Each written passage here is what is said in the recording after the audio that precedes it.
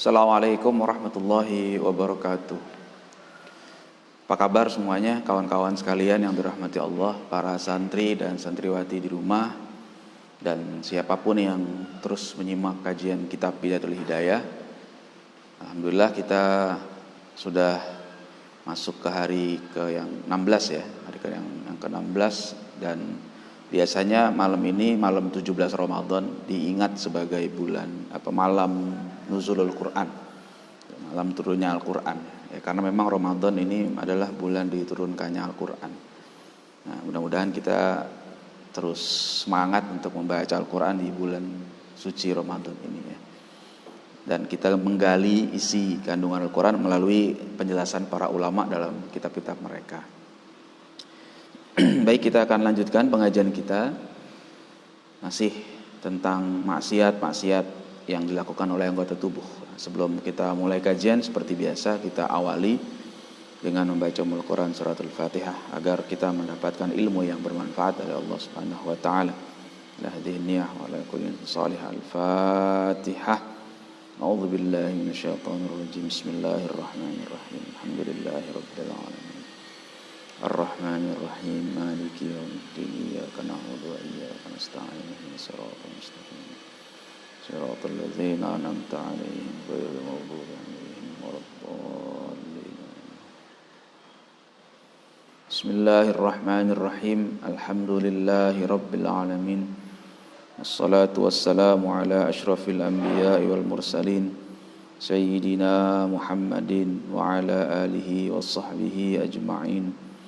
Rabbi shrah li sadri wa yassir li amri wahlul 'uqdatam min lisani yafqahu qawli. Subhanaka la ilma lana illa ma 'allamtana innaka antal alimul hakim. Wala haula wala quwwata illa billahil aliyyil azim. Qala Syekhul Muallif rahimahullahu ta'ala wa adama an-naf'a bihi wa bi barakati ulumihi wa bikum fid daraini amin. Qala wa ammal batnu fahfazha min tanawulil harami wasyubhati. Nah, sekarang kita lanjut ke pembahasan tentang perut ya. Adapun perut, kata Imam Ghazali, maka jagalah perut itu dari makan makanan yang haram ya, dari mengkonsumsi yang haram dan yang syubhat. Wahris ala talabil halal. Dan berusahalah kamu untuk selalu mencari makanan yang halal. Jadi kita jangan sampai makan dalam tubuh kita ini makanan yang haram ya, cari yang halal ya. Allah sendiri memerintahkan tuh supaya kita makan, minum yang halal dan thayyib ya, yang baik. Itu penting tuh. Kalau seandainya sudah masuk makanan haram ke dalam tubuh kita, bahaya. Dia harus makan yang halal ya. Karena dalam satu riwayat disebutkan thalabul halal fardhatun ala kulli muslimin. Mencari ya, rezeki yang halal itu hukumnya sangat wajib atas setiap muslim. Yang syubhat tinggalkan. Yang haram apalagi. Syubhat itu belum tentu haram, tapi juga belum tentu halal. Jadi masih samar-samar lah kira-kira gitu. Makanya dikatakan syubhat. Jadi, nah di situ kalau kita mau lebih apik, mau lebih menjaga diri kita, maka ya kita tinggalkan yang syubhat pun. Karena supaya terhindar dari yang haram. Kalau ada orang meremehkan yang syubhat, nanti takutnya malah jatuh pada hal-hal yang diharamkan oleh Allah Subhanahu wa taala. Cari yang halal. Yang halal masih banyak. Jangan dengarkan orang-orang yang bilang, zaman sekarang yang haram aja susah, apalagi yang halal. Yang halal masih banyak. Ya, yang halal masih banyak dan caranya bisa kita usahakan. Jadi sepanjang zaman itu akan selalu ada yang halal, yang haram juga ada. Tinggal kita memilih. Ikhtiar, yang namanya ikhtiar itu ya harus baik. Harus pilih yang baik, jangan pilih yang tidak baik. Fa idza wajadtahu fahris ala an taqtasira minhu ala maduna syab'i. Nah, kalau kamu sudah dapat yang halal, kata Imam Ghazali, maka berusahalah makannya jangan sampai kenyang. Jadi kita berhenti sebelum terlalu kenyang. Kenyang lah. Kenyang aja tuh kalau Imam Ghazali ya. Ini makom Imam Ghazali nih. Jadi kenyang pun kalau bisa jangan. Sebelum kenyang berhenti. Nah, bisa nggak tuh kira-kira tuh? Berat ya, tapi ya ada faedahnya tentunya. Nah, ini kalau merujuk kepada Al-Quran, Allah mengingatkan kita bukan cuma makan yang halal dan thayyib, tapi juga halalan thayyiban, kan, kulu washrobu, kemudian wala tusrifu, makan, minum, tapi jangan berlebih-lebihan. Ini juga penting, sebab kalau udah berlebih-lebihan, sudah pasti akan lebih dari kenyang. Ya, bagi seorang yang betul-betul ingin taqarrub kepada Allah, seperti Imam Ghazali ini, kenyang saja itu sudah tidak baik, kenyang saja itu sudah kurang menurut dia. Makanya beliau sebelum kenyang pun berhenti. Kenapa? Mungkin beliau menilai kalau kita kenyang itu masih mengikuti nafsu juga, maka beliau nggak mau ngikutin, sebelum kenyang berhenti. Tapi beliau di sini memberikan alasannya apa? Fa inna syab'a yuqsil qalba wa yufsidudz dzihna wa yubtilul hifdza. Karena kenyang itu biasanya nanti akan membuat hati kita menjadi keras dan akan merusak kecerdasan kita dan akan merusak hafalan, daya hafalan. Terus wa yuthqilul a'dha 'anil ibadah wal ilmi, dan akan membuat berat anggota tubuh kita untuk ibadah dan menyibukkan diri dengan ilmu.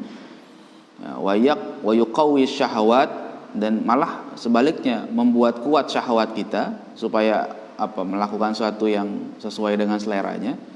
Wa yansur junuda syaitan, dan malah akan menolong tentara setan yang ada dalam tubuh kita nih. Nah, itu alasan Imam Ghazali tidak mau.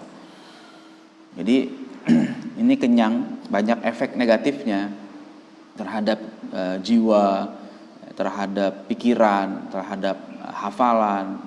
Ini makanya itu kenapa para santri di pondok itu, dimanapun ya, bukan di pondok kami saja, bukan di pondok kita saja, dimanapun biasanya itu para kiainya menyarankan atau mendorong murid-muridnya itu untuk memperbanyak puasa.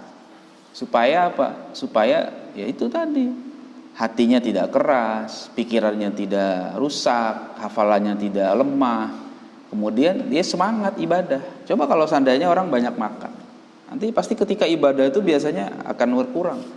Ya, sekarang nih kita Ramadan, makan, habis buka puasa, coba deh kalau makannya banyak, itu biasanya ketika taraweh itu ngantuk tuh. Malas mau taraweh, kenapa? Karena udah terlalu kenyang. Apalagi kalau sholat tarawehnya sampai 20 rakaat. Oh, itu kan lama tuh, jadi harus bergeraknya lama. Makanya terlalu banyak makan itu bakalan membuat kita tambah berat ibadah. Yang ada syahwat meningkat ya. Wasyab'u minal halal mabda'u kulli syarrin fa kaifa minal haram. Ya, kata Imam Ghazali, kenyang karena yang berasal dari makanan yang halal saja itu bisa menjadi sumber segala keburukan. Fa kaifa minal haram, apalagi kalau kenyangnya dengan yang haram. Nah itu ya. Jadi makanya kalau kata Raja Ali Haji itu, apabila perut terlalu penuh, keluarlah fi'il yang tiada senonoh. Nah, kira-kira gitu. Jadi kalau seandainya kita sering makan terlalu kenyang, nah itu kurang baik lah buat kita. Ya, fi'il yang tidak senonoh, perbuatan yang tidak baik, kira-kira gitu. Makanya ya, nah ini kesempatan, ini momen yang terbaik. Ramadan itu kan kita memang puasa, makan kita kan berkurang, kuantitasnya berkurang. Biasanya kita makan 3 kali, sekarang makan 2 kali. Cuma pas buka dan sahur. Sekarang porsinya juga kalau bisa dikurangi. Ini momen yang sangat bagus buat kita mulai mengurangi makan. Ya, jadi sehari dikurangi makannya. Kalau pas buka makan sekedarnya saja, jangan sampai terlalu banyak, jangan terlalu kenyang. Begitupun sahur, jangan terlalu banyak. Mudah-mudahan nanti itu punya hikmah. Ya, kita dapat ridha Allah dengan puasa dan kita juga bisa sehat, mudah-mudahan. Dan kalau yang pengen kurus, insya Allah dapat juga tuh. Ya, saya nimbang badan saya kemarin, alhamdulillah turun sekitar 4 kiloan lah. turun. Kalau bulan biasa kurang berhasil nih kayaknya nih. Mudah-mudahan ini bisa tapi tetap sehat ya. Mudah-mudahan setelah Ramadan bisa dilanjutkan lagi puasanya rutin supaya badan saya bisa lebih baik lah. Banyak yang bilang saya gemuk, tapi sebenarnya bukan gemuk, mungkin baju saya aja kecilan kayaknya. Ya, jadi yang halal saja tidak baik, apalagi yang haram. Makanya jangan sampai ada masuk sesuatu yang haram ke dalam tubuh kita. Dalam satu riwayat disebutkan kullu lahmin nabata min suhtin fannaru aula bihi. Setiap daging yang tumbuh dari makanan yang diharamkan itu neraka menjadi tempat yang pantas untuk dia. Maka kita jauhkan sejauh-jauhnya.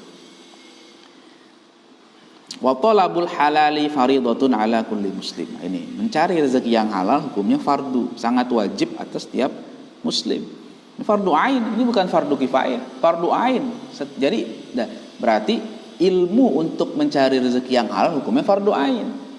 Karena mencari yang halal itu harus pakai ilmu. Kalau tidak nanti dia terjerumus ke dalam pencarian rezeki yang haram. Maka dia harus tahu bagaimana mencari rezeki yang halal. Itu fardu ain tuh. Nggak cukup orang lain sih sudah halal, penting udah ada, saya nggak boleh begitu. Jadi harus tahu cara mencari rezeki yang halal. Apa yang boleh, apa yang tidak boleh.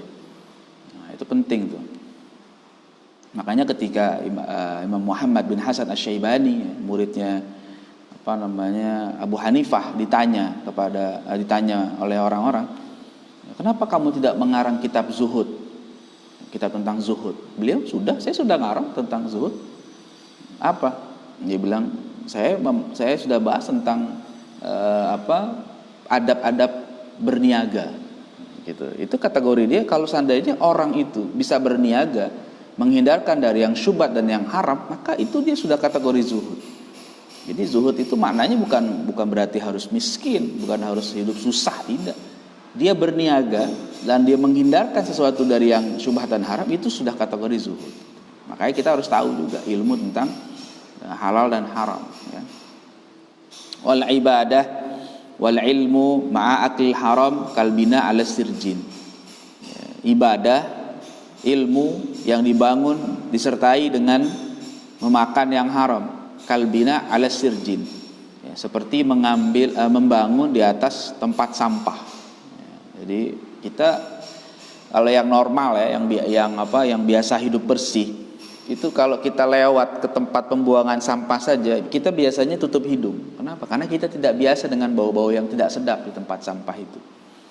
Sekarang gimana caranya dia mau bangun di situ ya? Kan tidak nyaman, tidak enak. Jadi mengeluarkan bau yang tidak sedap. Makanya orang yang mau ibadah jangan makan yang haram. Yang mau belajar juga jangan makan yang haram. Kalau dalam kitab lain, Syekh Ibnu Ruslan mengingatkan, fata'atun mimman haraman ya'kulu mithlul bina'i fawqa maujin yuj'alu. Kata Syekh Ibnu Ruslan dalam matan Zubat gitu. Ketaatan yang dilakukan oleh orang yang masih memakan yang haram itu seperti orang yang ingin membangun satu bangunan di atas ombak. Kapan jadinya? Nggak akan jadi. Ada bangunan saja ketika ada ombak bisa hancur bangunannya. Itu kalau ada tsunami itu kan ombak ya. Dalam hitungan detik bangunan-bangunan yang ada di sekitar pantai itu bisa habis. Kenapa? Hancur, disapu oleh ombak. Nah, sekarang bagaimana kita mau bangun di atas ombak? Maka itu istilah supaya kita paham bahwa tidak akan diterima orang yang ibadah taat tapi sambil makan makanan yang haram. Dia sholat makannya haram, ditolak sholat. Dia puasa, makan haram, ditolak. Dia haji dengan uang yang haram, hajinya ditolak, tidak akan diterima oleh Allah Subhanahu wa taala. Ya. Fa idza qani'ta fis sanah bi qamisin khashin wa fil yaumi wal lailah bi raghifaini minal khushkar wa tarakta taladzuza bi atyabil udum lam yu'awwizka minal halal ma yakfika. Kata Imam Ghazali ini. Jika kamu bisa merasa qanaah, merasa cukup ya, dengan pakaian yang kasar dalam 1 tahun ya. Jadi sekarang biasanya mau lebaran kita sibuk nyari baju baru. Alhamdulillah nih Salah satu hikmah corona kita sekarang lagi nggak sibuk nyari baju baru. Nah, coba deh kalau nggak ada corona, biasanya orang udah jauh-jauh hari pasti sibuk pakai nyari baju baru, mau beli. Bahkan kadang-kadang ada yang maksain untuk beli baju baru, seakan-akan kalau Lebaran nggak pakai baju baru nggak afdol. Padahal Lebaran itu nggak ada syaratnya pakai baju baru. Ya, Idul Fitri itu nggak mesti pakai baju baru. Nah, sekarang kita alhamdulillah ada hikmah sehingga kita bisa tetap fokus ibadah, mudah-mudahan begitu. Biasanya kan enggak. Biasanya kalau Ramadan dalam keadaan normal di minggu-minggu awal masjid masih penuh. Tapi kalau udah masuk ke tengah tuh sampai ke akhir biasanya yang penuh apa? Pasar. Ya, mall biasanya penuh tuh. Orang pada mau cari pakaian baru. Ya.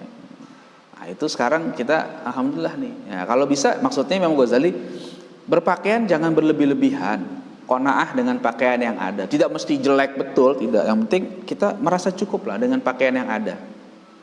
Yang penting kan fungsi pakaian itu menutup aurat. Itu saja. Jadi jangan sampai kita terlalu mewah-mewah. Ya, berpakaian dengan yang harganya sampai ratusan juta. Ya, pakai kemeja, pakai jas, apalagi yang perempuan misalnya ya. Kan banyak tuh di kalangan orang-orang tertentu lah ya, yang beli baju sampai ratusan juta. Beli tas, ya, tas apa tuh mereknya tuh? Tas Hermes, ya, apa mereknya? Pokoknya lah, tas-tas import, ya, tas-tas luar. Belinya juga di luar negeri. Tasnya saja 1 miliar. Coba, itu kalau 1 miliar dikasih untuk orang yang lapar, berapa pahalanya? Besar tuh.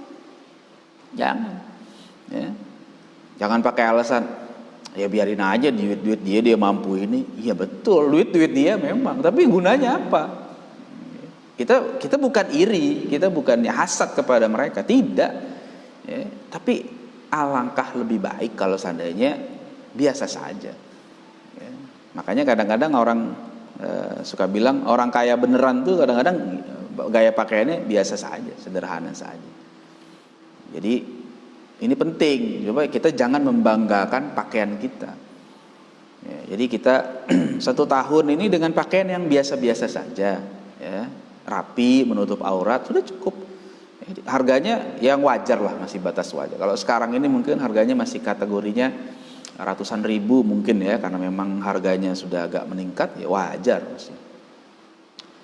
Wa fil yaumi wal lailah bi raghifai minal khushkar. Nah, dan andaikan kamu bisa 1 hari 1 malam itu makan 2 roti saja. Ya, 2 roti. Kalau Imam Ghazali mungkin orang sana makanannya roti. Jadi 2 kali makan. Ya, mungkin siang sekali, malam sekali. 2 kali itu. Kalau kita 2 porsi lah katakan gitu ya. Kita bisa makan dengan makanan yang sederhana. Mungkin roti dengan lauknya apa. Kita juga nasi dengan lauknya apa. Wow, itu luar biasa tuh. Ya. Di pondok 3 kali makannya. Gitu masih belum sampai makom Imam Ghazali kita. Ya, sarapan dapat, siang dapat, malam dapat makan. Jajan belum. Nah, itu tuh belum, masih jauh kita dari Imam Ghazali ini. Jadi kalau kita bisa melatih pelan-pelan 2 kali saja makan, siang sekali, malam sekali. Wa tarok tataladzuz bi atyabil udum, dan kamu tinggalkan berlezat-lezat, kamu tinggalkan tuh pengen merasa enak dengan makanan-makanan yang paling enak. Jadi makannya jangan makan yang maunya enak melulu, jangan. Kul al maujud, makan yang ada aja. Latas al anil mafkud, jangan tanya yang nggak ada. Ada para ulama begitu. Nah, itu kalau kita bisa contoh, itu luar biasa tuh. Jadi makan yang ada, jangan nyari yang nggak ada. Ya, mungkin kita kadang bosen nih, kadang-kadang mau makan, bosen lah pengen makan yang lain. Nah, cari, padahal udah ada, kecuali makanan nggak ada ya, dia mesti cari. Makanan nggak ada, dia harus cari. Tapi kalau makanan sudah ada, ya sudah, nikmati yang ada. Belajarlah bersyukur kepada Allah Subhanahu Wa Taala. Di saat kita makan enak, bersyukur. Di saat kita makan kurang sesuai dengan selera kita, tetap bersyukur. Kenapa? Allah masih berikan, kita makan. Jadi jangan kita maunya makan enak terus. Suatu hari nanti kalau kita giliran dapat makanan yang nggak enak, kita bisa jadi kurang bersyukur kepada Allah Subhanahu Wa Taala. Ini kan katanya mau nyontoh Nabi. Nabi itu makannya apa aja, yang ada dia makan, yang nggak ada nggak ada. Bahkan seringkali beliau tidak makan. Nah, jadi kita kalau bisa melakukan itu semua, lam yu'awizka minal halal ma yakfika. Ya, jadi sesuatu yang halal itu ya tidak akan membuat kita lemah. Itu cukup, udah pakaiannya halal, ya, makanannya halal. Udah, apakah kita enggak? Para ulama kalau kita lihat kehidupannya itu sederhana saja. Ya, kehidupannya sederhana. Bahkan kalau dikasih yang mahal-mahal mereka nggak mau, biasa saja. Dan banyak di antara mereka yang melazimkan puasa. Jadi karena memang mereka hidup itu bukan untuk makan, tapi makan untuk hidup. Nah ini kan pola pikirnya yang benar begitu. Yang salah itu kan kalau mikirnya hidup buat makan, sehingga dia cari makanan, ya, yang mahal dicari makanan, ya, yang belum pernah dicobain sama orang dia coba. Harganya yang sekali makan, ya, satu porsi kecil aja itu harganya sampai jutaan bisa jadi. Makan, hidupnya buat makan. Padahal kita makan itu untuk hidup. Sekedar yang bisa menguatkan kita sudah, kita makan. Nah, jadi seperti itu. Wal halalu katsirun wa laisa 'alaika an tatayaqqana bawatinal umur. Yang halal itu banyak, kata Imam Ghazali. Banyak yang halal. Ya, di sekitar kita banyak masih yang halal sampai hari ini. Wa laisa 'alaika an tatayaqqana bawatinal umur. Ya, dan kamu tidak mesti untuk meyakini urusan sampai detail, sampai dalamnya. Ya, jadi kita nggak perlu mencari tahu sampai detail. Kalau memang halal, makan halal, udah, jangan pakai menyelidiki lebih jauh. Ya. Misalnya apa? Kita makan nih, ya, ada yang ngasih kita ayam goreng. Ayam goreng halal nggak? Ayam tuh halal dimakan kan? Halal. Itu sudah makan. Kita tidak perlu banyak tanya, meneliti. Ini motongnya bener nggak nih? Syar'i nggak nih motong? Masaknya bener nggak nih? Ya, bumbu-bumbunya dicuci dulu nggak supaya itu kelamaan kayak begitu. Berat nantinya akan memberatkan kita sendiri. Sudah kalau kita lihat yang di depan kita terhidang itu makanan halal yang menyajikannya orang yang baik, ya sudah makan. Itu agama itu memudahkan kita. Karena kita kan nggak perlu mencari tahu kecuali kita melihat langsung. Ya, kecuali kita melihat langsung bahwa itu misalnya ayam tiren misalnya gitu ya, ayam yang mati kemarin, bangkai dijual, kita tahu wah ini ayam tiren nih, disajikan buat kita, nah, itu haram jelas, nggak boleh. Tuh kita nggak perlu tanya, ini ayam bener nggak nih, boleh beli atau boleh nyolong? Nggak boleh kita nanya gitu, udah makan, asalkan kita yang kita disiapkan itu makanan yang halal, yang memberikan kita itu orang yang baik, sudah selesai, makan, cukup itu. Ya. Bal 'alaika an tahtariza mimma ta'lamu annahu haram au tadhunna annahu haram dhannan hasala min alamatin najizah makrunah bil mal. Justru yang mesti kamu jaga dirimu itu kalau yang kamu yakin memang itu haram, yakin haramnya. Ya misalnya apa? Ya kita melihat langsung dia mencuri, ya itu jelas haram, jangan kita makan. Atau bendanya makanan itu memang makanan yang haram, ya jangan kita makan, ini haram. Ya, dagingnya daging babi haram, jangan kita makan.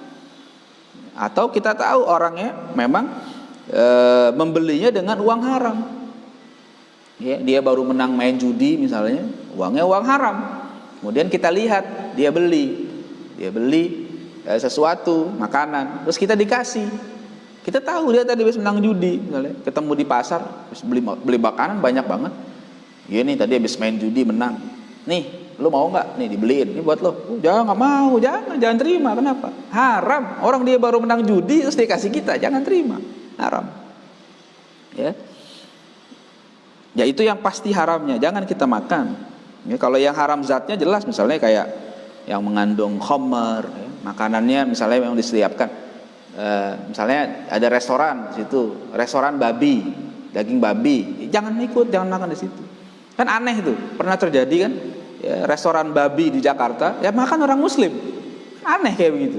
Alasannya yang haram kan bukan cuma babi doang, banyak yang haram yang lain. Iya, tapi babi itu haram. Ya, jadi jangan nekat makan daging babi. Ya, kalau orang lain yang bukan Muslim dia makan babi, itu serah urusan dia. Tapi orang Muslim jangan makan daging babi. Ya. Itu jangan seperti itu. Jadi restoran itu bukan untuk orang Muslim mestinya. Orang Muslim masih banyak makanan yang lain yang halal. Makan saja makanan yang halal. Ya. Kemudian apa? Ya baru mencuri ya, haram, kita nggak boleh makan hasil mencuri, hasil korupsi kita dikasih, jangan kita mau. Au tadzunna annahu haram, atau kamu menyangka dengan kuat. Ini zon itu sangkaan yang sangat tinggi nilainya, sehingga ini hampir mendekati kebenaran. Zonnan hasala min alamatin najizah. Yang kamu zonnya itu bukan menyangka, bukan asal mengira-ngira, tapi memang ada ciri-ciri yang nampak dengan keharamannya. Makrunah bil mal, ya, yang disertai dengan harta. Jadi ini zon. Misalnya tadi misalnya kita tahulah dia lagi main judi, tahu dia main judi, lagi jalan kita ngelihat dia lagi main judi kira-kira gitu ya. Terus kita pergi, nggak duduk dengan mereka, kita jalan. Terus tiba-tiba di jalan ketemu dia tuh. Ketemu yang tadi main judi, salah satu di antara mereka main judi misalnya. Akhirnya dia mau kasih kita makanan. Kita nggak lihat dia belinya, kita nggak lihat dia ketika beli itu dari mana. Nah, ketika itu kita lebih baik tidak menerima, tidak makan dari yang dia beri. Kenapa? Karena ada zon. Wah, jangan-jangan itu tadi tuh dia beli ini uang hasil main judi. Nah, karena tadi kita lihat soalnya dia main judi. Nah, dia beli makanan banyak terus dibagi-bagi kita. Nah, itu zon. Jadi zon di situ karena beralasan, ya. Bukannya suuzon asal suuzon, tidak, ada alasannya. Oh, jangan-jangan khawatir. Nah, gitu ya. Itu ada sebabnya. Makanya kata para ulama, man waqafa mauqifat tuhmatin fala yalumanna man asa'a dzanna bihi. Ya, barang siapa yang ada dalam posisi tertuduh gitu ya, maka jangan salahkan ketika orang berburuk sangka kepada dia. Ya, jadi ketika kita mengerjakan hal yang tidak baik itu, orang melihat, terus ketika dia mungkin ingin menutupi keburukannya itu, dia ingin berbuat baik kepada kita, tapi kita ada, kok tumben nih. Nah, itu jangan, itu zon yang ada ada alasannya. Jangan kita terima makanan-makanan seperti itu, haram.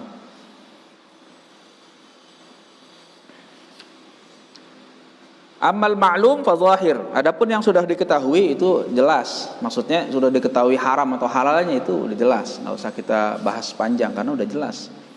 Ya. Nah, itu contoh. Ini Mang Ghazali sebenarnya baru menjelaskan nih ya. Yang tadi yang halal secara nyata tuh gampang lah, cari aja. Makanan-makanan yang halal sekira-kira itu banyak. Yang haram juga banyak kita tahu. Sekarang yang zon. Ini Imam Ghazali mencontohkan yang zon. Kalau tadi contoh saya sekitar kita. Sekarang yang zon Imam Ghazali. Wa amal maznun bi alamah. Adapun yang disangka dengan ciri-ciri yang nyata itu apa? Fahuwa malu sultan wa ummali. Yaitu harta penguasa dan staf-stafnya. Ya. Itu. Dari zaman dulu nih, ya. Makanya para ulama sejak dulu tuh tidak mau, hati-hati betul ketika menerima pemberian penguasa. Ya, meskipun memang ada kalangan ulama berbeda pendapat tentang boleh atau tidak kita menerima harta dari penguasa. Ada beberapa pandangan, ada yang mengatakan ya juzulana akhdhuha li'adami tayaqquni hurmatiha. Ada yang mengatakan boleh kita ambil karena tidak yakin haramnya. Ya, kan nggak yakin baru zon. Ya, kalau dalam kaidah fikih al yakin la yuzalu bisyak. Ya, keyakinan tidak bisa hilang karena ada keraguan. Kecuali kita yakin memang haramnya, kecuali kita tahu nih memang penguasa ini atau pejabat ini korup, kita dibagi itu yakin haramnya. Tapi kalau dia kan punya gaji juga sekarang, misalnya mungkin dibagi dari gajinya, itu zon saja. Maka kata sebagian ulama boleh saja. Ya, wakila la yahil, ada juga pendapat lain mengatakan nggak boleh. Li'annal aghlab fi hadzal zaman ala amwalihim al-hurmah. Karena umumnya zaman sekarang ini harta mereka itu bercampur dengan yang haram. Nah, kata para ulama yang lain ya. Ini pandangan, saya menyampaikan pandangan para ulama, bukan pandangan saya nih. Jadi ada pandangan begitu. Ya nggak usah. Kenapa? Meskipun dia ada gaji, tapi kadang ada kemana-mana nyampur-nyampur juga dengan yang haram. Kita dapat kecipratan juga nanti. Wakila, ada juga pandangan yang lain. Inna salatahum tahillu lil ghani wal faqir idza lam yatahaqqaq annaha haram. Wa innama tabi'a lal mu'ti. Jadi ada juga yang bilang kita kalau berhubungan sama mereka boleh saja, mau yang kaya, mau yang miskin datang berhubungan dengan mereka. Yang penting kita tahu tidak terbukti jelas bahwa mereka itu haram, memberikan yang haram kepada kita. Ya. Kalau ternyata kita udah nggak yakin itu haram, sebenarnya haram, maka dosanya dosa yang ngasih, bukan dosa kita. Itu kata pandangan ulama yang lain. Ada lagi yang bilang la yahil min amwalihim syai', enggak boleh, haram sedikit pun, ya. Harta mereka itu li ghaniyin wala li faqirin. Buat orang kaya yang berkecukupan, maksudnya enggak boleh nerima. Wala li faqirin. Tapi tidak untuk tidak boleh juga li faqir, untuk orang fakir ini enggak boleh nerima katanya. Idhum mausumuna bidzulmi. Karena mereka biasanya kadang-kadang banyak yang melakukan kezaliman. Wal ghalib ala amwalihim al haram. Dan umumnya di harta mereka juga bercampur dengan yang haram. Ya, wal hukmu lil ghalib, dan hukum itu berlaku yang ghalib. Ya. Wakila, ada juga pendapat yang mengatakan yahillu dzalika lil faqir faqat. Ya, boleh masih, kalau orangnya fakir masih boleh nerima. Katanya, illa in ya'lama annahu ainul ghasbi falaysa lahu ayyakhudha malan illa liyaruddahu ala malikihi. Kecuali dia yakin bahwa yang diterima oleh si fakir tadi itu memang harta yang berasal dari yang tidak halal, misalnya mencuri, korupsi, merampas dan sebagainya. Dia nggak boleh ambil harta itu kecuali dia ambil, dia terima, kemudian dia kembalikan kepada yang berhak, ya, rakyat lain yang ini kayaknya dia ngambil dari mana, misalnya gitu. Nah, sekarang gimana sikapnya kita? Ini kan ada khilafiyah memang di kalangan ulama. Kalau yang apik, ya, kalau kata ulama apa? Al-khuruj minal khilafi mustahab. Keluar dari khilafiyah itu hukumnya disukai. Lebih bagus keluar. Jadi meskipun ada yang bilang, karena ada yang bilang boleh. Iya betul, itu khilafiyah ulama. Ya, tapi yang aman bagaimana? Udah nggak usah. Tidak perlu kita mengharapkan harta dari penguasa, dari para pejabat. Kenapa? Kita tidak mengatakan pasti uangnya haram, tidak. Tapi mungkin. Ini kata Imam Ghazali, ya, bukan kata saya loh. Ini penguasa di zaman Imam Ghazali saja. Imam Ghazali sudah menyatakan begini. Banyak nih, ya muncul, ya, penguasa-penguasa yang dalam hartanya mungkin bercampur dengan hal-hal yang diharamkan, sehingga nggak mau nerima. Ya, mungkin kalau penguasanya soleh sih dia baik aja. Tapi kalau seandainya penguasanya zolim, kita nggak tahu dia dapat dari mana. Nah, kalau zaman sekarang penguasanya gimana? Ya di mana-mana, ya, di seluruh dunia. Apakah sudah pasti haram? Ya kita nggak tahu. Apakah halal semua? Kita juga nggak bisa jamin.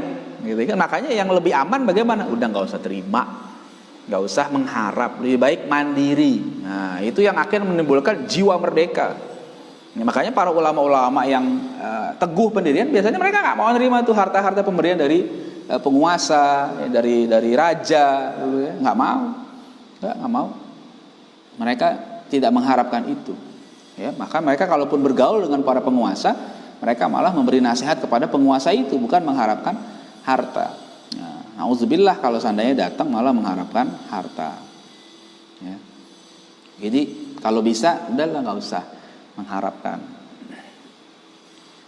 Beda lagi kalau dia kerja, ya. Kalau kerja, ya, dia kerja misalnya, itu ada hasil kerja dia dan ada gaji, itu halal, boleh. Orang yang jadi PNS misalnya, dia kerja, nah, dia kerjanya digaji, bukan dia minta-minta. Tapi kalau dia sudah melakukan hal yang di luar standarnya, di luar pekerjaan dia, dan kemudian itu dilarang oleh agama, maka dia haram. Itu contoh, itu menurut Imam Ghazali, harta yang terduga, ya, tersangka, bukannya yakin sih, nggak sampai yakin, tapi zon, maznun. Wa malu man lakas balahu illa minan niyahah, dan harta orang yang nggak punya kerjaan kecuali meratap. Jadi dulu ada orang tradisinya mungkin, ya, dapat duit kalau meratap. Kalau orang-orang tua di Jakarta tuh suka cerita kepada saya tuh waktu saya ngaji gitu, ya. Dulu ada tuh kerjaan orang nyari duitnya meratap. Jadi misalnya ada orang non muslim, ya, meninggal keluarganya, itu dia katanya senang tuh kalau ada yang meratap sambil menangis. Nah itu orang-orang masyarakat diajak tuh supaya datang ke rumahnya ikut meratap. Nah, karena susah nangis akhirnya diakal-akalin sama masyarakat. Masyarakatnya itu pakai bawang supaya keluar air mata juga. Ya, tapi itu nggak boleh, tuh haram. Ya. Jangan. Ya, meskipun diduga kita dapat dari dia, itu kita tahu nih dia kerjaan sehari-hari nggak ada, dia pengangguran. Kerjanya cuma gitu aja. Gitu kita lebih baik jangan menerima uang dari atau pemberian dari orang yang kerjaannya seperti itu. Kenapa? Karena jangan-jangan dia ngasih kita dari hasil yang haram tadi. Au ba'il khamri awil riba awil mazamir wa ghairi dzalik min alatillahil muharramah. Atau dia nggak punya kerjaan yang lain, cuma satu kerjanya apa? Apakah dia jual khamr? Ya, sekarang jual narkoba. Dia nggak kerja lain, kita tahu dia bandar narkoba misalnya. Terus dia ngasih kita, jangan ya. Kenapa? Dugaannya jangan-jangan nih hasil dari jual narkoba, awil riba atau dia riba, ya, hasil dari riba dia dia jadi rentenir misalnya, atau dia biasa ya meminjamkan uang ya kepada orang dengan pengembalian yang lebih tinggi, macam-macam riba lah ya. Jadi ya, kerjanya itu aja, jangan kita terima. Awil mazamir atau dia jual alat-alat kayak suling dan alat-alat yang membuat lalai yang diharamkan oleh Allah Subhanahu wa taala. Ya, dia jual tuh alat-alat yang tidak baik. Nah, itu lebih baik kita hati-hati ya, karena gak ada kerjaan yang halal, kerjaan cuma itu saja. Jual apa? Jual kartu untuk main judi itu. Nah, itu kan, dijualin itu kan. Orang main judi pakai kartu itu kan. Apa kartu apa namanya itu? Kartu gaple. Nah, gaple itu ghaflah, jadi lalai. Gara-gara main gaple kita lupa. Akhirnya apalagi kalau udah pakai uang, ya, pakai uang nanti akhirnya bisa taruhan dan sebagainya. Nah, itu udahlah lebih baik kita tinggalkan, lebih menjaga diri kita. Fa inna man alimta anna aktsara malihi haramun qat'an fama ta'khudhu min yadihi wa in amkana ayyakuna halalan nadiran fahuwa haram. Nah, ini Imam Ghazali tegas dalam masalah ini. Maka seorang yang kamu ketahui aktsara malihi haram, anna aktsara malihi haram, kebanyakan hartanya itu haram qat'an, ya, secara qat'i. Jadi kita tahu betul deh. Ya, nggak ragu kalau dia memang sehari-hari kebanyakan dia haram ngerjain. Meskipun dia punya gaji juga ada misalnya, dia punya kerjaan yang halal. Fama ta'khudhuhu min yadihi, apa yang kamu terima, yang kamu ambil dari pemberian dia, wa in amkana ayyakuna halalan nadiron, sekalipun mungkin juga ada yang halal meskipun jarang-jarang, fahuwa haram. Tetap saja kata Imam Ghazali haram menerima uang dari orang seperti itu, pemberian dari orang seperti itu. Li'anal ghaliba 'ala dzan, karena umumnya itu berlaku hukum dzan. Ini dalam fikih ya. Kalau dalam fikih itu dzan berlaku. Kalau dalam akidah ya harus yakin. Enggak boleh dzan. Kalau dalam hukum fikih itu kan halal atau haram kan hukum fikih. Makanya hukum dzan pun berlaku. Jadi tidak mesti ya. Jadi makanya lebih baik udah tinggalkan saja, jangan kita ambil. Jadi kalau guru saya di Jakarta tuh, ya Kiai Haji Ahmad Mustafa tuh suka memberi kami nasihat sederhana, tapi saya selalu ingat nasihat beliau. Dia suka bilang itu rumus ya, dia bilang rumus kalau menerima pemberian orang itu jangan lihat banyak atau sedikitnya pemberian orang, jangan, tapi lihat siapa yang beri. Jadi meskipun yang diberikan cuma sedikit, ya, tapi yang memberikan itu orang soleh, maka insya Allah itu sangat bermanfaat buat kita. Itu berkah tuh. Nah, yang ngasih orang soleh, yang ngasih orang baik, kita kenal baik, soleh, halal. Tapi meskipun banyak yang dikasih, tapi kita tahu nih kerjaannya orang nggak bener nih, nggak apik. Pokoknya apa aja dikerjain, yang penting dapat duit, kira-kira gitu lah. Nah udah nih, lebih baik jangan deket-deket sama orang kayak gitu. Takutnya kita dibagi, nah, kita nggak bisa nolak, nah itu bahaya. Jadi kalau kita berani nolak, kita tolak, seperti itu. Nah itu rumus untuk menerima, kata guru saya gitu. Ingetin, kalau jangan suka, makanya jadi orang, saya suka dibilangin sama guru-guru itu kalau ngaji, jangan suka celamitan sama orang, kalau bahasa Betawi gitu. Jangan suka ngarepin orang, kasih, enggak. Sehingga kalau kita biasa dekat dengan orang-orang yang berduit gitu, takutnya kita nggak berani untuk menyatakan yang benar. Itu rumus menerima pemberian, kata guru saya gitu. Wa minal haramil mahdi ma yu'kalu minal auqaf min ghairi syartil waqif. Ya, di antara yang haram murni haramnya itu seperti apa nih kata Imam Ghazali? Ma yu'kalu minal auqaf min ghairi syartil waqif. Ya, sesuatu makanan atau hasil yang dimakan dari wakaf tanpa syarat yang memberikan wakaf. Itu. Jadi jangan. Ini wakaf itu kan untuk umat. Dia makan uang wakaf itu buat dia pribadi. Ya, itu nggak boleh. Ya. Ya. Terus faman lam yashtagil bit tafaqquh fama ya'khudhuhu minal madarisi haram. Dan orang yang tidak menyibukkan diri dengan tafaqquh, ya, dengan belajar, fama ya'khudhuhu minal madarisi haram. Apa yang dia ambil dari sekolah, dari lembaga yang memberikan dia dana, itu haram hukumnya. Kenapa? Karena dia nggak kerja, dia cuma makan saja. Kalau orang sekarang bilang magabut, ya, makan gaji buta, ya, itu nggak bener tuh. Jadi kalau zaman sekarang kalau boleh dikias mungkin seperti model beasiswa, ya. Kalau beasiswa itu tidak dimanfaatkan dengan benar, dia dosa tuh. Apalagi beasiswanya makanya saya waktu lagi belum lulus kuliah S3 itu kepikiran terus tuh. Kenapa? Karena beasiswa saya dari Basnas. Beasiswanya kan dari zakat itu. Saya menerima dan beberapa kawan. Jadi kalau sampai saya kuliah sudah dibiayai, S2 saya dibiayai dari Basnas, S3 juga. Itu kalau nggak selesai itu, waduh, tanggung jawabnya berat tuh. Saya sering mengingatkan teman-teman saya yang sama-sama penerima beasiswa dari Basnas, saya bilang, ini amanah loh, saya bilang, ini uang umat yang dititipkan kepada Basnas, kemudian Basnas menyalurkan, ya, kepada orang-orang yang menurut mereka kategorinya termasuk orang-orang yang berhak menerima zakat atau infak, sodako, banyak lah di situ kan, bukan hanya zakat, infak, sodako, macam-macam. Sekarang kita diberikan kepercayaan, maka kalau kita sampai nggak selesai kuliahnya, kita dosa, itu haram tuh, ya. Sepertinya gitu. Kalau yang ini menurut pandangan saya mikir-mikir, makanya saya harus berusaha keras untuk menyelesaikan beasiswa itu, ya, karena itu milik umat, ya.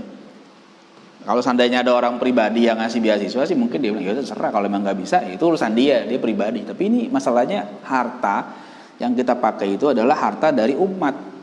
Ini saya merasa kalau saya main-main kuliahnya, tidak serius, ya, jarang masuk kuliah gitu kan, tugas tidak dikerjakan, ya, misalnya tesis, disertasi tidak selesai karena memang main-main, ya, bukan ada uzur. Kalau ada uzur sih nggak ada masalah. Sekarang nggak ada uzur, dia cuma nggak mau ngerjain aja, itu memang sibuk dengan yang lain, asik dengan urusan yang lain, yang mungkin dapat duit dari urusan itu, maka dia bisa dosa tuh. Akhirnya kuliahnya nggak selesai sampai waktunya habis. Itu pertanggungjawaban itu. Makanya saya sepakat kalau seandainya waktu itu diberlakukan, kalau yang tidak selesai kuliahnya sampai waktunya, dia harus membalikkan tuh biayanya tuh. Saya setuju tuh. Kenapa? Karena itu main-main. Makanya harus selesai, ya. Ini pandangan saya, ya, yang menurut saya ya ada benarnya juga gitu. Karena amanah di situ. Jangan sampai kita sudah diberikan beasiswa terus kita main-main. Kira-kira gitu. Terus apa lagi? Wa man irtakaba ma'siyatan turaddu biha syahadatuhu. Dan orang yang melakukan maksiat ditolak kesaksiannya, ya. Ya, terus fama ya'khudhuhu bismi sufiyah min waqfin aw ghairihi fa huwa haram. Dan apa yang diambil dengan nama sufi, jadi jual nama, dia ngaku sebagai sufi, kemudian dia menikmati hasil wakaf dan yang lainnya, itu juga haram, ya. Kalau dia tidak beramal, ya haram seperti itu. Makanya kalau jadi sufi misalnya, benar-benar lah jadi sufi yang mengamalkan adab-adab syariat. Jangan cuma ngaku sufi tapi perilakunya jauh dari sufi yang sebenarnya, ya. Akhirnya dia menerima yang bukan hak dia, ya. Kalau sufi yang benar, ya, dia menerima bagian dari orang lain, silahkan saja, tapi dia betul-betul mengamalkan adab-adab zahir dan batin. Jadi yang sufi itu bukan cuma sekedar pengakuan atau penampilan, tidak, tapi pengamalan sehari-harinya seperti apa. Orang-orang yang betul-betul zuhud, ya, dia dibantu oleh orang-orang. Jadi boleh saja, asalkan betul-betul untuk diamalkan, ya. Waqad dzakarna madakhil asy-syubuhati wal halal wal harami fi kitabin mufrad min kutubi Ihya Ulumuddin fa 'alaika bi talabihi. Telah kami sebutkan jalan-jalan masuknya yang syubhat, halal dan haram dalam kitab tersendiri dari kitab Ihya Ulumuddin. Nah, itu fa 'alaika bi talabihi. Silahkan Anda mencari, ya, mengkaji lagi di sana. Kalau mau tahu lebih detail, buka kitab Ihya Ulumuddin, nanti dijelaskan lebih jauh oleh Imam Al-Ghazali. Fa inna ma'rifatal halal wa talabahu faridatun ala kulli muslimin kas shalawatil khamsi. Karena mengetahui yang halal mencari yang halal hukumnya wajib atas setiap muslim seperti sholat 5 waktu. Jadi yang wajib itu bukan cuma sholat, tapi juga mencari rezeki yang halal. Kalau sholat sudah, tapi masih makan haram, nah, rugi, sia-sia. Ya. Jadi kita wajib mencari rezeki yang halal. Yang haram, gitu, jangankan buat anak istri kita, buat kita aja jangan, kalau bisa gitu. Maka harus kita kasih tuh keluarga kita ya, istri anak kita kasih rezeki yang halal, jangan yang haram. Kalau rezeki yang haram kita kasih ke mereka, terjadi apa-apa, maka jangan salahkan orang lain, tapi salahkan diri kita sendiri. Kenapa kita mencari memberikan mereka yang haram, ya, makanan kah, pakaian kah, apa saja kita berikan kepada mereka yang haram, maka kita yang akan menerima balasannya nanti. Nah, kemudian berikutnya wa ammal farju, adapun kemaluan, fahfazhu an kulli ma harramallahu ta'ala, maka jagalah kemaluanmu, kemaluan itu dari semua yang Allah haramkan. Wa kun kama qala Allah ta'ala, dan jadilah kamu seperti orang yang Allah ceritakan dalam firman-Nya, walladzina hum li furujihim hafizun illa ala azwajihim aw ma malakat aymanuhum fa innahum ghairu malumin. Itu orang yang Allah ceritakan dalam surat apa nih? Al-Mu'minun ya. Al-Mu'minun, qad aflahal mu'minun alladzina hum fi salatihim khashi'un, dan seterusnya itu. Walladzina hum li furujihim hafizun. Nah, itu orang-orang yang beruntung itu salah satunya cirinya adalah orang yang menjaga kemaluannya, menjaga kehormatannya. Illa ala azwajihim, kecuali kepada istri-istri mereka yang sah, yang dinikahi oleh mereka. Boleh ya, silahkan salurkan ya. Kalau itu memang boleh. Au ma malakat aymanum, atau budak yang mereka miliki. Ya. Kalau sekarang kita udah susah nyari budak. Ya. Zaman dulu masih ada perbudakan. Ya, kalau sekarang budak yang ada itu cuma daerah Sunda. Ya. Tapi budaknya bukan budak yang seperti dijelaskan dalam kitab fikih. Karena budak dalam bahasa Sunda itu artinya anak kecil. Ya. Jamaknya barudak. Ini bukan budak yang bisa diperjualbelikan. Fa innahum ghairu malumin. Nah, kalau mereka menyalurkan syahwatnya itu kepada istri dan budak-budak yang mereka miliki, itu mereka tidak tercela. Wala tasilu ila hifdzil farji illa bihifdzil aini anin nazar wa hifdzil qalbi anit tafakkur wa hifdzil batni anis syubhah wa anis syabah. Nah, dan kamu tidak bisa sampai pada penjagaan kemaluan dengan sebenarnya kecuali dengan menjaga pandanganmu, ya, menjaga matamu daripada memandang, daripada yang diharamkan Allah tentunya ya, dan menjaga hati daripada memikirkan yang tidak baik, dan menjaga perutmu dari kenyang, dari syubhat dan dari kenyang yang berlebihan. Jadi kalau mau jaga kemaluan kita, ya kita harus jaga anggota tubuh yang lain. Apa? Mata jangan suka ngeliatin, jangan suka nonton yang tidak baik. Hati jangan suka berhayal, berpikir, mikirin si fulan sebagainya. Jadi akhirnya apa? Ya, terdorong syahwatnya. Makan jangan terlalu kenyang juga, itu yang akan menggerakkan syahwat kita ya. Fa inna hadhihi muharrikatun lisyahwah wa magharisuha, karena inilah yang menjadi motor penggerak syahwat kita ya, dan yang menanam keinginan untuk melakukan hal-hal yang dimurka Allah Subhanahu wa taala. Nauzubillah min dzalik. Mudah-mudahan Allah jaga kita ya dari perbuatan-perbuatan yang tercela ini. Makanya ketika bicara tentang perbuatan zina misalnya ya, itu kalimat larangannya bukan larangan melakukan zina, tapi mendekati zina. Wala taqrabuz zina, jangan dekati zina, bukan jangan kerjakan zina. Deketin aja jangan, apalagi kerjain. Jadi muqaddimah zina pun jangan dikerjakan. Hal-hal yang kira-kira akan menyerempet ya, menjerumuskan ke perbuatan zina, tinggalkan ya. Kullu ma adda ilal haram fahuwa haram ya, semua yang bisa menyebabkan haram ya, maka itu hukumnya haram. Maka dalam Islam itu dijaga betul. Kalau memang ya, sudah ada kemampuan ya sudah nikah. Ya anak-anak muda gitu, kalau sudah ada kemampuan nikah. Ya kalau lagi belajar, sekarang belajar dulu, cari ilmunya dulu biar benar, baru nanti udah waktunya nikah. Jangan mikirin yang enggak lah. Lagi belajar tuh jangan mikirin yang belum waktunya ya. Itu tentang kemaluan. Nah sekarang lebih ngeri lagi, bukan berzina tapi liwat ya, homo, sihak itu lesbi. Nah, itu mengerikan lagi tuh. Nah, sekarang ada orang-orang yang berpikirnya kacau, ingin menghalalkan ya, melegalkan itu homo dan lesbi, padahal itu bahaya tuh. Ya, itu ada masalah dalam dirinya. Ya. Berzina saja sudah fahisyah, keji dalam pandangan agama, apalagi lebih dari itu. Ya. Nah, sekarang yang berikutnya wa ammal yadani. Sekarang maksiat yang bisa dilakukan oleh dua tangan kita. Fahfazhuma an tadriba bihima musliman. Nah, jaga kedua tanganmu, jangan sampai kamu memukul orang muslim dengan kedua tanganmu. Ya. Orang nggak boleh, atau orang kafir yang tidak bersalah, yang tidak jahat nggak boleh juga. Ya, kafir dhimmi gitu ya, nggak boleh, kecuali kafir harbi yang memang dia memerangi. Kalau kafir dhimmi, tetangga kita misalnya ada orang non muslim, ya nggak boleh kita mentang-mentang kafir pukul, nggak boleh, dosa juga kayak begitu. Ya. Au tatanawala bihima malan haraman, atau kita gunakan tangan kita tadi, dua tangan kita itu untuk mendapatkan harta yang haram. Ya, apa? Ya, mencuri, ya, atau ngurangi timbangan. Ya, kan ada tuh. Ya. Makanya Allah peringatkan, wailul lil mutaffifin. Ya. Celaka orang-orang yang disebut al-mutaffifin. Ya, alladzina idza qtalu 'alan nasi yastawfuna. Seterusnya. Jadi kalau dia nimbang buat dirinya sendiri lengkap, sempurna, pas.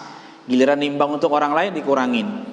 Atau ditukar-tukar ya, buah yang dijual ditawarin manis, ternyata begitu dibungkus dicampur dengan yang asam dan sebagainya. Itu tangan ini yang akan dimintai pertanggungjawaban Allah Subhanahu wa taala. Ya.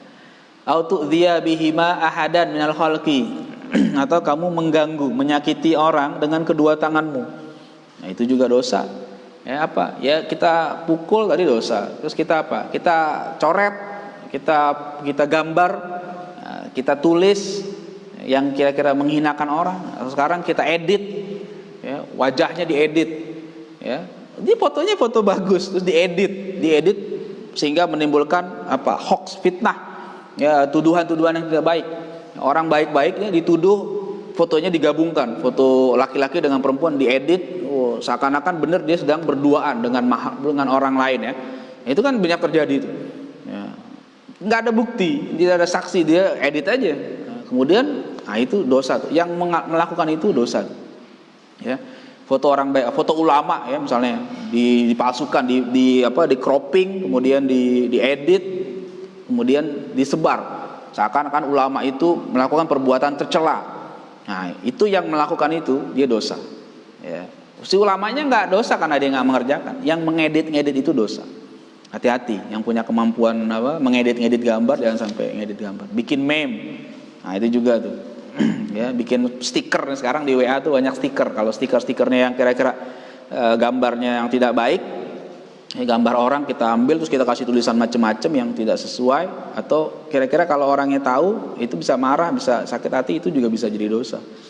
Nah, maka stikernya hati-hati menggunakan stiker. Kadang-kadang kita senang lucu stikernya nih kita pakai. Kalau memang tidak menyakitkan mungkin tidak ada masalah. Ya, fotonya diambil tapi dengan kata-kata yang baik lah gitu ya. Itu silakan saja. Au takuna bihima fi amanah aw wadi'ah, atau kamu berkhianat. Ya, tangan ini berkhianat ya ketika menerima amanah atau titipan. Ya, maksudnya dititipin tapi enggak dijaga, dihilangin lah kira-kira, dirusak. Ya, itu juga ini tangan. Au taktuba bihima mala yajuzu nutqu bihi. Nah, ini yang tadi saya sebutkan. Atau kamu menulis dengan kedua tanganmu itu apa yang tidak boleh untuk disebutkan, dikatakan. Fa innal qalam ahadul lisanain, karena kolam, pulpen, pena itu adalah salah satu lisan juga. Jadi kalau kita nggak boleh ngomong, nulis boleh nggak? Ya nggak boleh, sama. Jadi kita nggak boleh ngomong sesuatu yang buruk, nulis juga jangan. Jadi kalau mau ngomong ada nulis, itu harus yang baik. Fahfadhil qalam amma yajibu hifdzul lisan anhu, maka jagalah pulpen, penamu itu. Kalau sekarang kita ngetik ya, pakai laptop, pakai WA, pakai handphone dan sebagainya. Jaga itu semua, amma yajibul hifdzul lisan anhu, ya. Dari apa saja yang wajib kita menjaga lisan kita. Jadi apa yang wajib, yang tidak boleh dilakukan oleh lisan, maka tidak boleh juga dilakukan oleh tangan kita untuk ditulis, ya. Nah, satu lagi wa ammar rijlani, adapun dua kaki, fahfadhuma an antamsyiya bihima ila haram, maka jagalah kedua kakimu jangan sampai jalan menggunakan dua kakimu tadi ke tempat-tempat yang haram. Jangan tuh. ya, tempat-tempat yang tidak baik, ya, tempat-tempat di situ banyak orang-orang berkumpul melakukan dosa. Nah, jangan. Au tas'a bihima ila babi sultanin zalim, atau kamu jalan untuk apa? Tas'a itu di sini pergi menuju pintu penguasa yang zalim. Ya, kita datengin penguasa zalim bukan untuk menasehati tapi untuk menjilat misalnya. Itu haram hukumnya itu. Ya, para penjilat, ya, buzzer, itu haram tuh kalau seandainya zalim, kezaliman dibiarkan itu haram hukumnya. Dia bela, dia dapat dapat keuntungan, ya. Nggak boleh. Kezaliman itu tidak boleh dibiarkan, tapi harus diingatkan supaya berhenti. Fa innal masya ila salatin zalamah min ghairi darurah wa irhaqi ma'siyah wa irhaq ma'siyatun kabirah. Kata Imam Ghazali, ketika kita berjalan, sungguhnya berjalan menuju penguasa yang zalim tanpa darurah, tanpa ada kepentingan, ya, hajat yang dibenarkan oleh syariat, wa irhaqin, ya, dan kita datang terus ke mereka, maksiyatun kabirah, itu maksiat yang besar. Kita Imam Ghazali gitu. Kenapa? Fa innahu tawadhu wa ikram lahum ala zulmihim. Karena itu sama dengan kamu tawadhu, rendah hati kepada mereka, wa ikramun lahum, dan kamu seperti memuliakan mereka ala zulmihim, padahal mereka orang yang berbuat zalim. Wa qad amarallahu ta'ala bil i'rad anhum, padahal Allah memerintahkan kamu berpaling dari orang-orang yang zalim. Fa qouli ta'ala, dalam firman Allah Ta'ala, wala tarkanu ilal ladzina zalamu fatamassakumun nar. Ya, jangan kamu cenderung senang kepada orang-orang yang zalim, nanti kamu akan disentuh neraka, masuk neraka. Al-ayah. Wa huwa taktirun lisawadihim. Dan itu kata Imam Ghazali akan memperbanyak pengikut mereka. Kenapa? Karena kita datang dan orang awam akan melihat apa? Oh, dia aja datang tuh ke orang yang berkuasa, orang yang jadi pejabat zalim misalnya. Oh, berarti kita juga boleh dukung itu. Nah, itu rahasia itu resikonya begitu. Ya, ini dari zaman dulu ya. Saya nggak ngomong zaman sekarang. Zaman dulu begitu, Imam Ghazali sudah mengingatkan, jangan senang bergaul dengan penguasa atau orang zalim lah ya, pejabat zalim ya. Itu jangan, hati-hati. Kalau mau datang ke tempat mereka, ya sampaikan yang hak itu hak, yang salah itu salah, batil itu batil. Jangan malah menjila, jangan malah memberi dukungan atas kezaliman mereka, tidak mau mengingatkan. Nah, itu tanggung jawab di akhirat nanti. Kalau berani nggak apa-apa. Dulu ada seorang ulama, Ibnu Sammak, kalau tidak salah namanya Ibnu Sammak, itu datang ke satu istana seorang raja, khalifah. Ya, terus dia bilang, ini raja lagi minum air di gelas. Ibnu Sammak datang bilang, Ibnu Sammak, kamu datang ke sini nih, coba bisa kasih nasihat nggak buat saya? Berani nggak? Gitu. Ibnu Sammak bilang gini, Tuan, kalau seandainya Tuan haus betul nih, dan Tuan nggak bisa dapat air kecuali dengan menyerahkan setengah atau menyerahkan kerajaan Tuan untuk dapatkan satu teguk air, Tuan mau kasih nggak? Oh iya, saya pasti kasih lah katanya, supaya saya dapat air, daripada saya mati saya kasih kerajaan saya. Oke. Terus yang kedua, setelah minum satu teguk, Tuan masih haus. Tuan masih haus, kemudian apa? Tuan nggak bisa dapat air itu, kecuali Tuan mau menyerahkan harta Tuan semua. Kalau tadi kan kekuasaannya dikasih, sekarang hartanya dikasih juga untuk dapat satu teguk air itu. Tuan kira-kira mau kasih nggak? Kata si raja tadi, iya saya kasih harta saya, yang penting saya dapat air itu.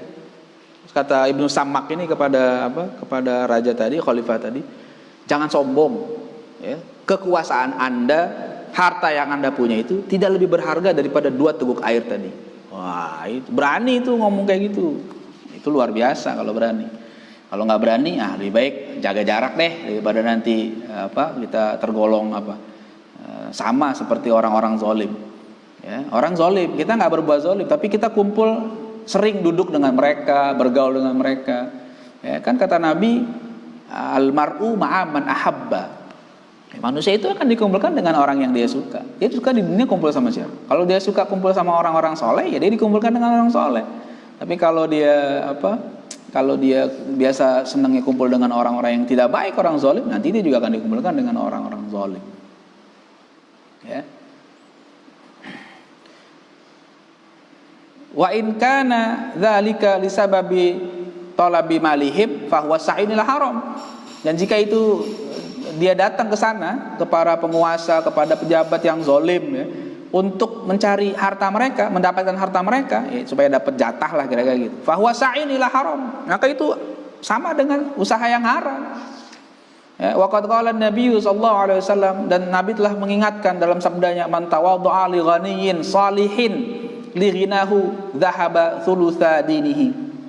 Barang siapa yang merendahkan dirinya kepada orang kaya yang soleh, perhatikan orang kayanya soleh ini, tapi li ghinahu, karena mengharapkan kekayaannya. Kita datang ke rumah orang kaya, soleh kaya, dan kita mengharapkan dia supaya ngasih kita.